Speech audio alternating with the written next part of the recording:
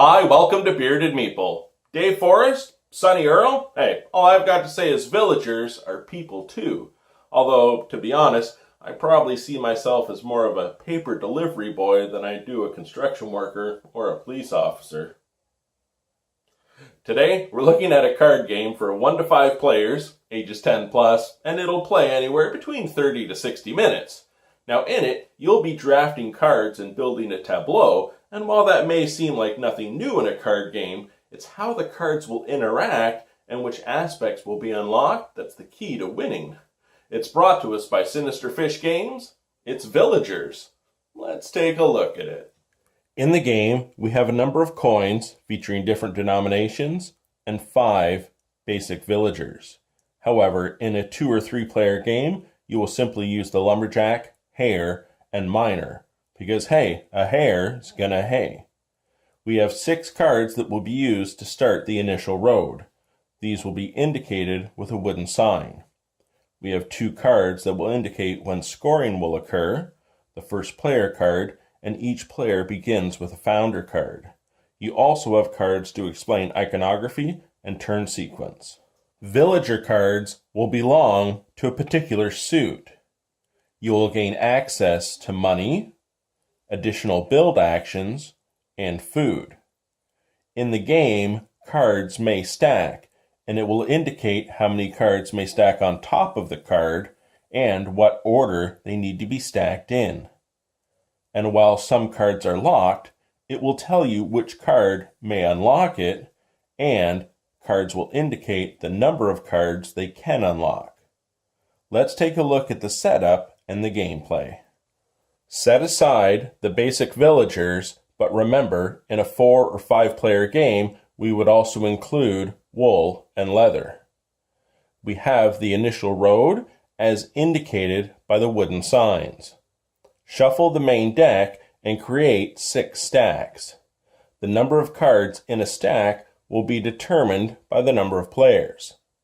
Underneath the second stack, place the first market card, and the last stack, the second market card.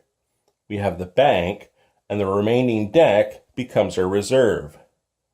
Deal players cards from the reserve based on the number of players. Each player receives $6. Our turn sequence card is our village card, and each player has their founder card with the 2 coin side face up. We're ready to begin. Gameplay will occur in 2 phases, the draft phase and the build phase. Players will take turns drafting 1 card at a time for a minimum of 2 drafts.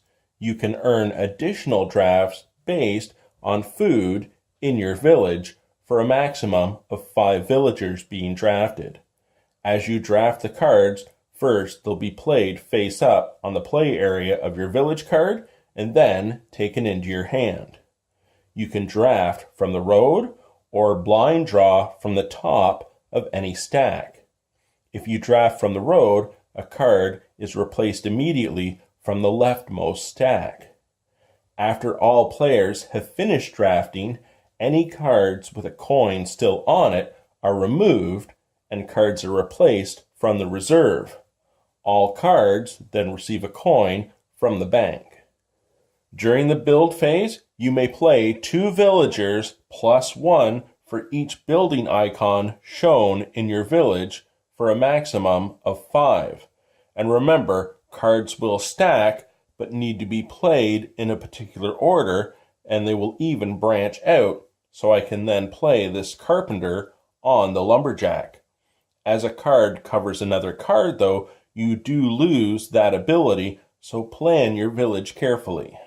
And during the build phase, you can gain access to any basic villager by simply discarding a card from your hand face down to one of the stacks and then taking the villager of your choice.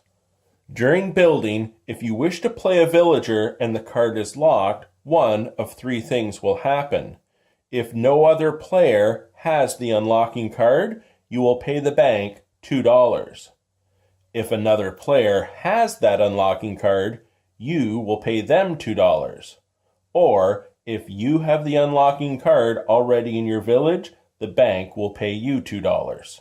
See the rules how special villagers will affect gameplay. As gameplay proceeds and the stacks slowly dwindle, when the first market card is revealed, you will then score at the end of the current build phase. You will receive money or points for each gold icon and token in your village. Likewise, when the second market card is revealed, you will score again, but you will also earn additional points based on the silver icons showing on your cards as well.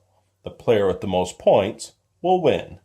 And that, my friends, is Villagers. A couple of things I would like to say. Yes, many of us have played card drafting games before, games where you're building a tableau in front of yourself.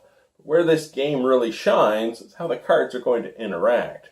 Get the food and the additional buildings for your villagers, but more importantly, unlocking cards and how those cards will be arranged so you can optimize when it comes to points. I really enjoyed it. I hope you get a chance to check it out. I'll talk to you again soon.